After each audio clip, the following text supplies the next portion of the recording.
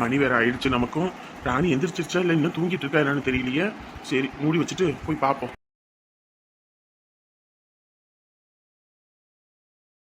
என்னது, என்னைக்கு இப்படி ராணி தூங்காது? இன்னைக்கு என்ன இவ்வளோ நேரம் தூங்கிட்டு இருக்கு? சரி, நேத்தெல்லாம் வேற அங்கே இங்கேன்னு போயிட்டு வந்தோம்ல, உடம்பு அலைச்சல் வேற, உடம்பு டயர்டில் எதுவும் தூங்கிட்டு இருக்கு போல இருக்கு. சரி சரி, தூங்குற பிள்ளையை எதுக்கு எழுப்பணும், தூங்கட்டும். பாவம் என்னைக்குமே அசந்து தூங்கவே தூங்காது. நம்ம எந்திரிக்கிறதுக்கு முன்னாடி சோறாக்கவும் குழம்பு வைக்கவும் வீடு வாசல் கூட்டமும் வைக்கவும் ஏதாவது ஒரு வேலை செஞ்சுக்கிட்டே இருக்கும். இன்னைக்கு தான் முதல் தடவை இப்படி தூங்கிட்டு இருக்கு. அசந்து தூங்குற பிள்ளையை எதுக்கு எழுப்பணும்? அதான் சோறாக்கியாச்சு, குழம்பு வச்சாச்சு, பாத்திரம் மட்டும் எல்லாம் கழுவியாச்சு.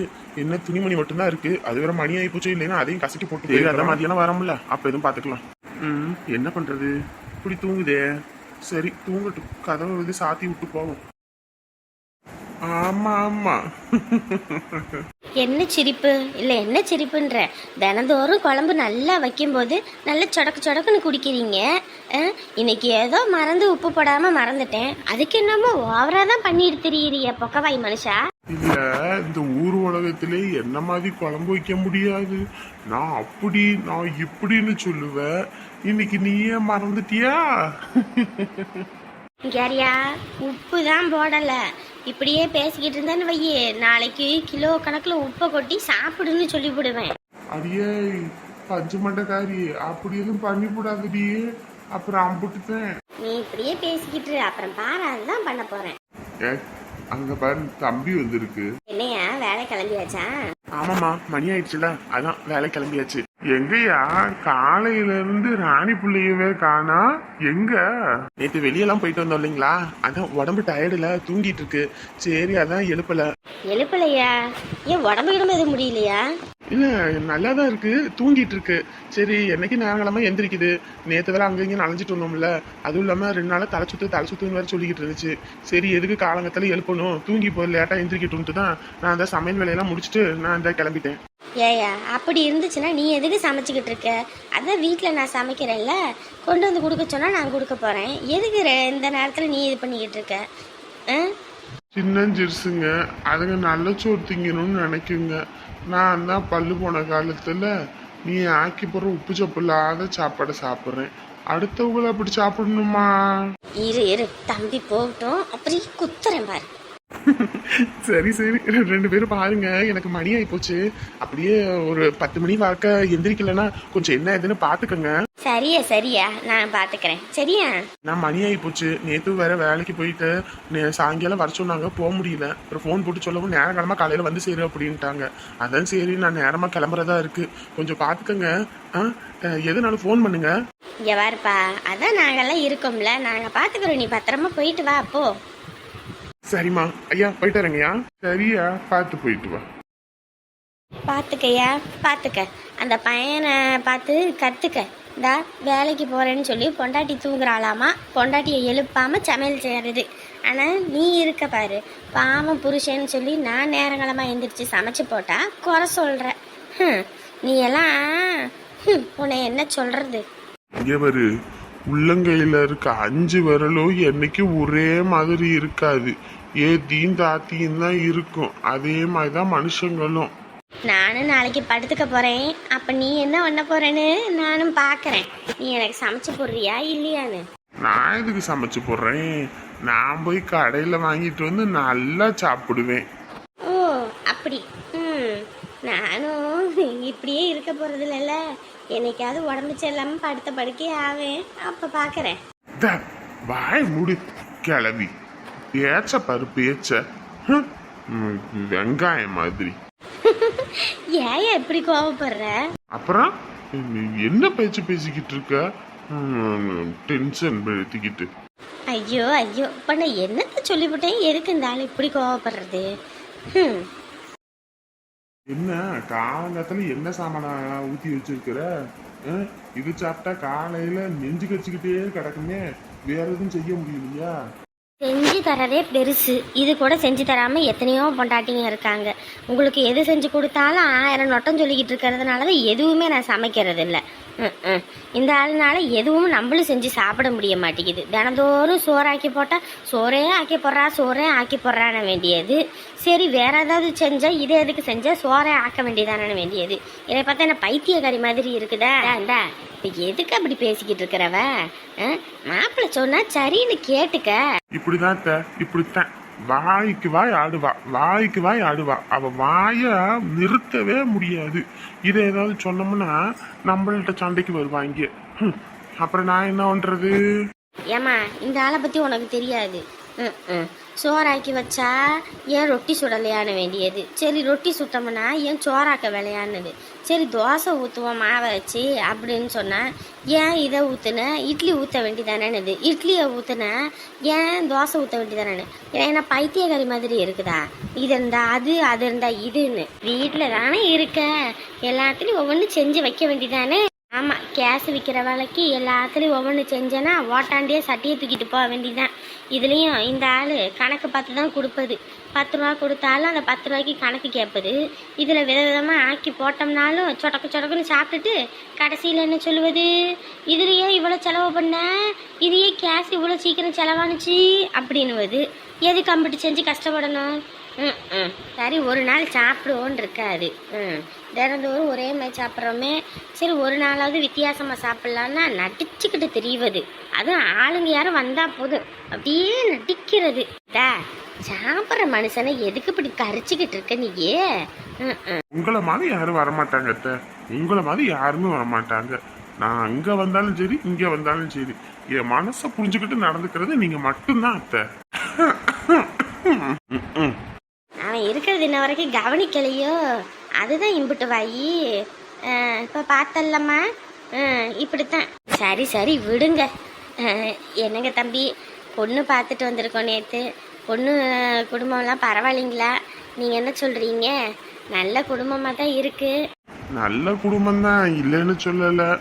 என்ன கொஞ்சம் வசதியான பிள்ளையா இருந்திருந்தா பிரச்சனை இல்லை. வசதியான பிள்ளையா எதுக்கு? ஏங்க உன் நல்லதுக்கு தான் சொல்றேன். இப்ப வசதியான பிள்ளை கொஞ்சம் பணக்கார பிள்ளையா இருந்தா நாளை பின்ன நமக்கு ஒரு கஷ்டம்னா அவங்க உதவி செய்வாங்க. இந்த பிள்ளைக்கு யாருமே இல்லைன்னு போது ஒரு கஷ்ட நஷ்டம்னா யாருடா வருவா? அதான்டா யோசிக்கிறேன். யோ கையும் காலும் நல்லா தானே இருக்கு. வரதட்சணை கேட்கறதுக்கு அலையிறியா? எனக்கு ஒன்றும் நான் கேட்கல, உனக்கு தான் நான் சொல்றேன். இந்தா இப்ப பாரு, நான் இந்த உங்க ஆத்தாக்கறி ஒன்று நகையை வச்சு இந்த வெளியில வேலைக்கு போகக்கூடாது, இந்த சொந்தமா தொழில் பண்ணணும்னு இந்த கடையை வச்சுட்டு உக்காந்துருக்கேன். நாளைக்கும் உனக்குமே வெளியே வேலை செய்யறது பிடிக்கலன்னா நீயும் கையில காசு இருந்துச்சுன்னா சொந்தமா ஒரு தொழில வச்சுட்டு உக்காந்துருக்கலாம்ல. யாரு நீ குடிச்சே அழிச்ச, அதனாலே எங்க ஆத்தாவோட நகையை கொண்டு போய் வித்து நீ கடை வச்ச. நான் என்ன குடிச்சுக்கிட்டா இருக்கேன்? நான் சம்பாதிக்கிறேன், அதுல பாதி பணத்தை நான் மிச்சம் பண்ணி வச்சிருக்கேன். அதுல நான் எது வேணாலும் பண்ணிக்குவேன். உடனே குடிச்சிட்டு ஆடுனாதான் நீ எனக்கு அது இதுன்னு சொல்லணும், புரியுதா? வேலை என்னமோ அதை மட்டும் பாரு. எங்க நம்ம எது சொன்னாலும் கேட்க மாட்டாங்க. என்னமோ பண்ணுங்க. நாளை பின்ன கஷ்டம், அப்பா ஏதாவது பார்த்து பண்ணி விடு அப்படின்னா நான் பண்ண மாட்டேன். நீ பண்ணுன்னு சொன்னாலும் எனக்கு செய்வன வேணா பண்ணுவ, வேற எதுவும் பண்ண மாட்டேன். வாயை முட்டி சாப்பிட்டு போயா. பாத்தீங்களா எப்படி பேசலான்னு பாத்தீங்களா? இவன் நல்லதுக்காக தானே நான் சொல்றேன். சாப்பிட்டு கம்முன்னு கிளம்ப சொல்லு. அவனுக்கு பேசுறதுக்குள்ள சாப்பிட்டுக்கிட்டு ஓடிருங்க. அடியே வீட்டுல கட்டின புருஷனை அடிக்கிறதுக்கு ஆள் சேர்க்கிறேன். இருக்கட்டும் முடியா இருக்கட்டும். ஒரு நாள் நீ என்கிட்ட கெஞ்சிக்கிட்டு வருவல்ல, அப்பா பாக்குறேன். தம்பி காசு பணத்துக்கெல்லாம் பார்க்காதீங்கப்பா. புள்ள நல்ல வேலைக்காரி. வீட்டுக்கு வந்தாலும் வீட்டு வேலை பாப்பா, வெளியிலேயும் வேலைக்கு போவாயா. அங்கே இருக்கும்போது நானே நிறைய வாட்டி பார்த்துருக்கேன். வீட்டு வேலையெல்லாம் அந்த ஒத்த பிள்ளையே செஞ்சுக்கிட்டு இந்த கடைக்கு போயிட்டு அங்கே பொட்டலை மடித்து கொடுத்து அதுலேயுமே ஒரு நாளைக்கு 300 ரூபா சம்பாதிக்கிறாயா. யாருக்கிட்டையும் போய் 10 ரூபான்னு போய் யாட்டி நின்னது கூட கிடையாது. அந்த பிள்ளை நல்ல பிள்ளை. என்ன அவங்க அப்பா அம்மா இருந்திருந்தால் எல்லாம் செய்வாங்க வைப்பாங்க. அவங்க இல்லை, அதுதான் ஒரு கஷ்டம். ஏதோ அவங்க மாமா கொஞ்சம் நல்ல மனுஷனாக இருக்க போக பரவாயில்ல. ஏதோ அந்த பிள்ளைக்கு வாங்கி கொடுக்க வைக்கணும் ஏதாவது ஒன்று பண்ணுவார். அவர் எதுவும் பண்ணாமலாம் இருக்க மாட்டார். அந்த பையன் நல்ல பையன், எதுவும் பண்ணுவான். என்ன அவங்க பொண்டாட்டி தான் கொஞ்சம் முசுடு, எது செஞ்சாலும் திட்டிக்கிட்டே கிடப்பாங்க. மற்றபடி நம்ம குடும்பத்துக்கு வந்தால் நீங்களே புரிஞ்சுப்பீங்க பாருங்க. நம்ம ஒன்றும் சொல்றதுக்கு இல்லை, என்னமோ பண்ணட்டும்.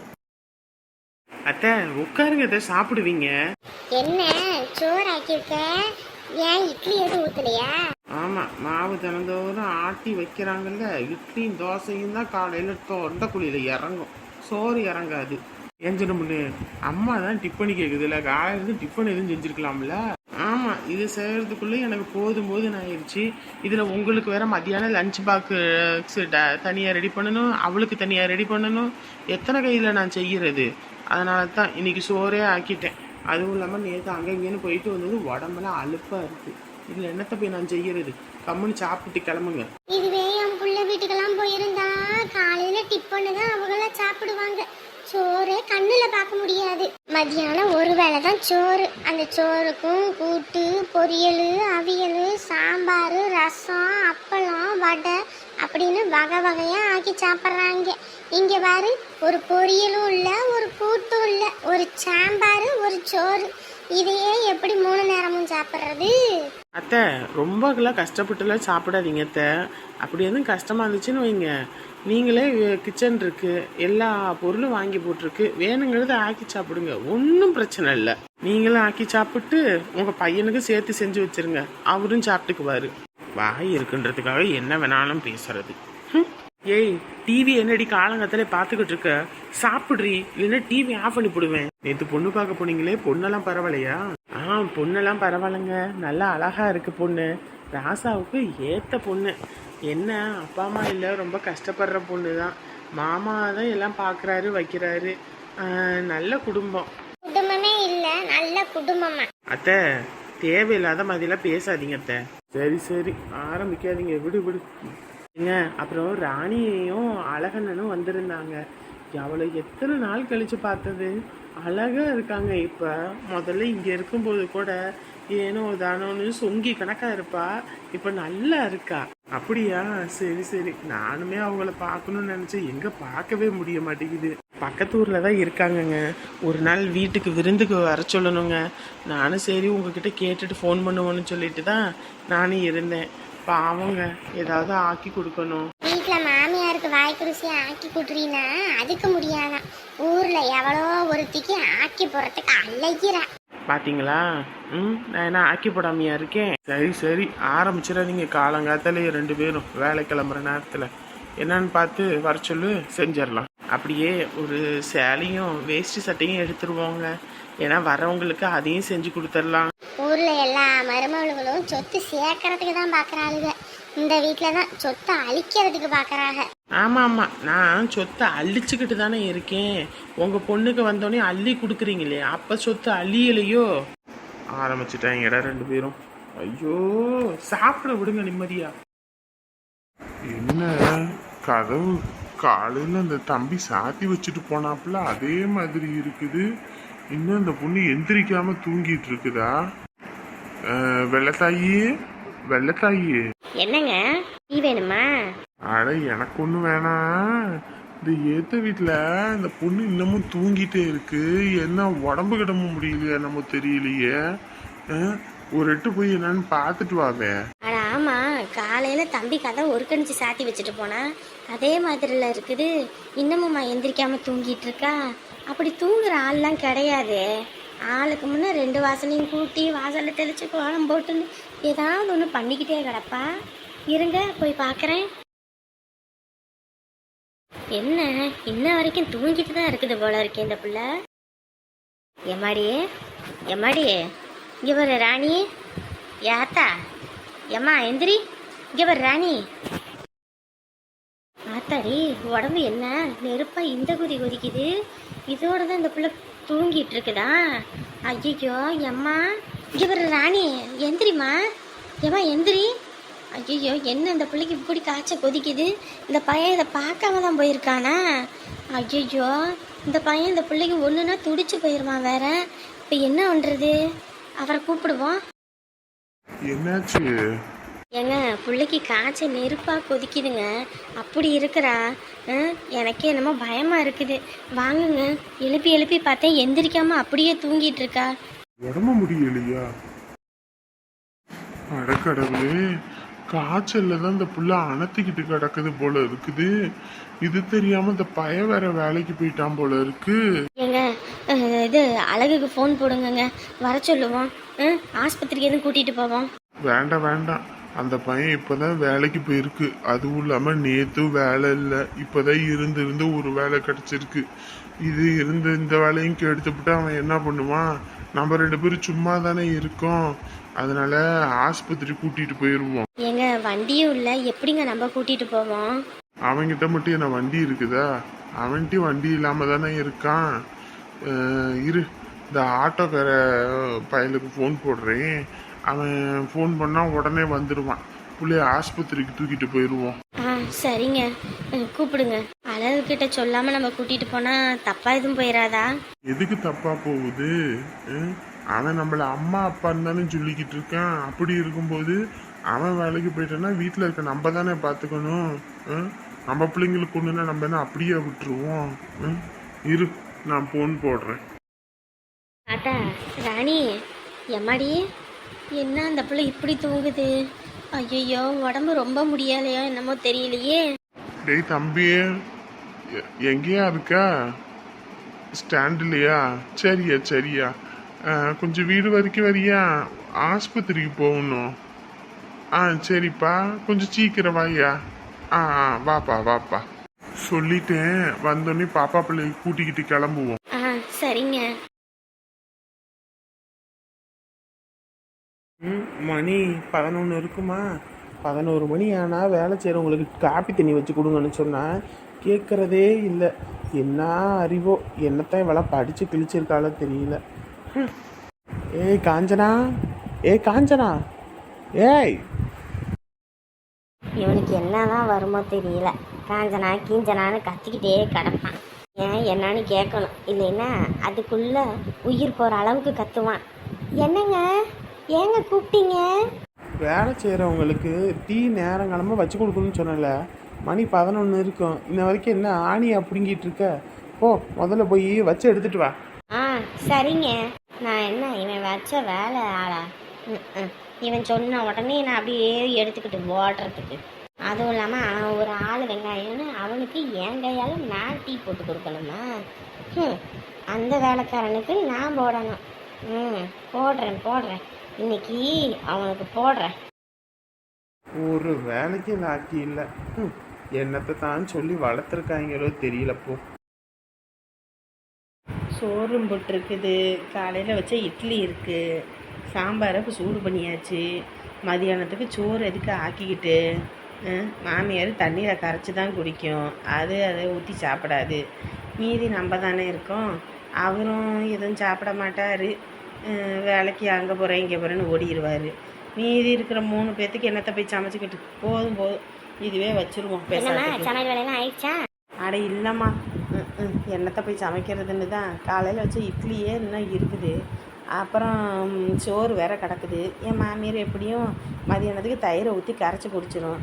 அவரும் வேற வேலைக்கு ஓடிட்டனால அவரும் சாப்பிட்றதுக்கு ஆள் இல்லை. மீதி நம்ம தானே, அதனால் என்னத்தை போய் தனியாக சமைச்சிக்கிட்டு இருந்தா இதே வச்சுருவோமான்னு பார்த்து யோசிச்சுக்கிட்டு இருக்கேன். சரி, வத்தல் எதுவும் இருந்துச்சுன்னா வறுத்து வை போதும். அதுவே போது, எதுக்கு சும்மா அதை எதுவும் சமைச்சிக்கிட்டு கஷ்டப்பட்டு கிடக்கிறவ? இதோட விட்டோம்னா மாமியாருக்கு அறிவேறு ஏதாவது ஒன்று சொல்லும். அதை யோசிச்சுக்கிட்டே இருக்கேன். ஆக்கலாமா வேணாமான்னு. ஆக்கி வச்சா வீணாக தானே போகும். அதுவும் விற்கிற விலைவாசிக்கு எல்லாத்தையும் ஆக்கி 24 கொட்டிக்கிட்டு இருக்க முடியுமா? போதும் இருக்கிறத சாப்பிட்டா போதும். சரி, அப்போ இதுவே இருக்கட்டும். வத்தல்லாம் இருக்குது, அது மாமியார் எல்லாம் காய வச்சுருக்குது. வெண்டைக்காய் வத்தல், கத்திரிக்காய் வத்தல், கொத்தவரங்காய் வத்தல், சுண்டை வத்தல்னு அதை வறுத்து வச்சிட வேண்டித்தான். சரி, ராத்திரி எனக்கு ஒரு கனவுடியே. என்னது? நல்லா மல்லிகைப்பூ வச்சுக்கிட்டு நல்லா மஞ்சள் புடவை கட்டி நல்லா ஒரு பொண்ணு வந்து என் கையில் மஞ்சள் கலரில் அப்படியே மஞ்சள்னு அவ்வளோ வாசனையாக இருக்குடி. மாம்பழத்தை கொண்டு வந்து என் கையில் கொடுக்குது கனவுல. மாம்பழத்தை கொண்டு வந்து கனவுல கொடுக்குதா? என்னம்மா சொல்கிற? என்னன்னு தெரியலடி. அப்படி மஞ்சள் சேலை கட்டி நல்லா தலை நிறைய பூ வச்சு அப்படியே நெத்தி நிறைய பொட்டு வச்சு பார்க்க அம்மன் கணக்காக இருக்குது. அப்படியாப்பட்ட பொண்ணு வந்து எனக்கு கையில் வந்து மாம்பழத்தை கொடுக்குது. எனக்கே என்னடா இது, நம்ம என்னடா ஒன்றுமே பண்ணலையே, இந்த பொண்ணு இப்படி வந்து கொடுக்குதேன்ற. சரி வேணான்னு வாங்கி வச்சுக்கிறேன். அதான் ஒரே யோசனையாக இருக்குது. என்ன யோசனை? இல்லை, இந்த மாதிரி கனவு கண்டா ஏதோ நல்ல செய்தி வரும்னு சொல்லுவாங்க. கொஞ்சம் சூதானமாக இரு, எல்லா வேலையும் இழுத்து போட்டு பார்த்துக்கிட்டு இருக்காம. அட நீ வேறம்மா, போம்மா. இல்லடி, இதுவும் நல்லதுக்கு தான். பாரு, இதுக்காகவே மாப்பிள்ளை ஒன்று அப்படியே தங்கத்தட்டில் வச்சு தாங்குவார். சரியா? எப்படியும் நல்ல சரி உனக்காத்தான் இருக்கும்.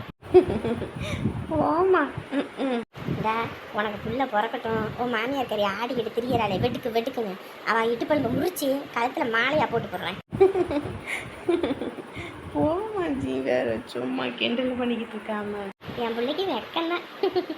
சூதானமாக இரு, எல்லா வேலையும் இழுத்து போட்டு பார்க்காத. அம்மா நான் இருக்கேன், துணி துவைக்க பாத்திரங்கள வருதுன்னு மற்ற எல்லா வேலையும் நான் பார்த்துக்கிறேன். உனக்கு புள்ள வந்துச்சுன்னு வை, ஊருக்கே கூப்பிட்டு கடா வெட்டி விருந்து போட்டு நல்ல ஜேன்னு பண்ணி போடுறேன் பாரு.